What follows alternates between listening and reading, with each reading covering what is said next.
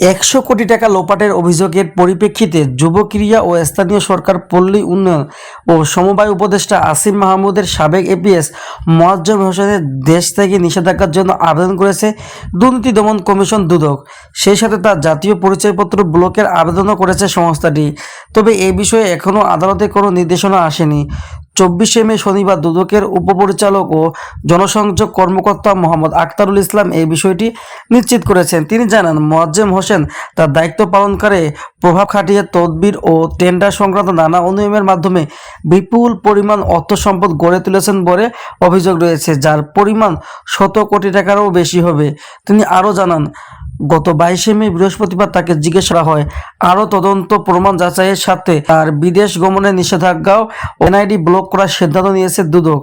Moazzem Hossain APS থাকাকালীন ক্ষমতার অপব্যবহার করে 100 কোটি টাকার সম্পদ অর্জন করেছেন বলে অভিযোগ পাওয়া গেছে। এর আগে গত 22শে মে বৃহস্পতিবার 11টা 30 থেকে 12টা 45 পর্যন্ত দুদকের উপপরিচালক মিনু আক্তার সুমির নেতৃত্বে সংস্থার একটি দল মোয়াজ্জেম হোসেনকে জিজ্ঞাসাবাদ করে। জিজ্ঞাসাবাদের পর সাংবাদিকের কাছে মোয়াজ্জেম হোসেন বলেন, আমার বিরুদ্ধে ওঠা অভিযোগগুলো সম্পূর্ণ ভিত্তিহীন। তিনি আরও বলেন, একটি পক্ষ ছাত্রদের টার্গেট করে মিথ্যা ছড়াচ্ছে। দুদকের চিঠি পেয়ে আমি নিজেই হাজির হয়েছি। আমার পদত্যাগ নিয়ে কিছু গণমাধ্যম ভুল তথ্য প্রকাশ হয়েছে।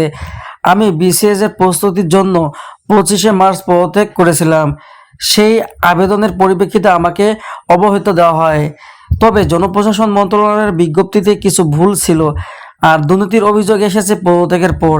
এর আগে গত 22শে মে মোয়াজ্জেম পদত্যাগ করেন। এরপর 25শে এপ্রিল সজীব মাহমুদ ভূঁইয়া নিজেই গণমাধ্যমকে জানান, সাবেক এপিএসের বিরুদ্ধে ওঠা অভিযোগ তদন্তের জন্য দুদকের অনুরোধ জানিয়েছি। সে সময় তিনি বলেন, যেহেতু এখন তিনি মন্ত্রণালয়ের কর্মকর্তা নন, সেহেতু মন্ত্রণালয়ের পর্যায়ে তদন্ত করার সুযোগ নেই। তিনি একজন স্বাধীন ব্যক্তিসত্তা। সেই জায়গা থেকে আমরা দুদকের অনুরোধ করেছি যে আপনারা তদন্ত করুন। এর আগে 27শে এপ্রিল উপদেষ্টার এপিএস ও দুর্নীতির অনুসন্ধান শুরু করার দাবি নিয়ে দুদকে আসে যুব অধিকার পরিষদ। মার্চ মাসে দুদকের অংশ হিসেবে জাতীয় প্রেস ক্লাব থেকে সংগঠনটির নেতৃত্বে আসেন। পরে দলের পক্ষ থেকে একটি প্রতিনিধি দল দুদক স্মারকলিপি জমা দেয়। গত 15 মে দুর্নীতির অভিযোগে এপিএস মোয়াজ্জেম হোসেন, উপদেষ্টা নূরজাহান, ব্যক্তিগত কর্মকর্তা প্রিয় তুহিন ফারাবী ও সাবেক এপিএস মাহমুদুল হাসান এবং জাতীয় নাগরিক পার্টির এনসিপি থেকে অবৈধ নেতা গাজী সালাউদ্দিন তানভীরকে তলব করে দুদক। 2021 ও 22 মে দুদকের প্রধান কার্যালয়ে হাজির হয়ে বক্তব্য দেওয়া হয়।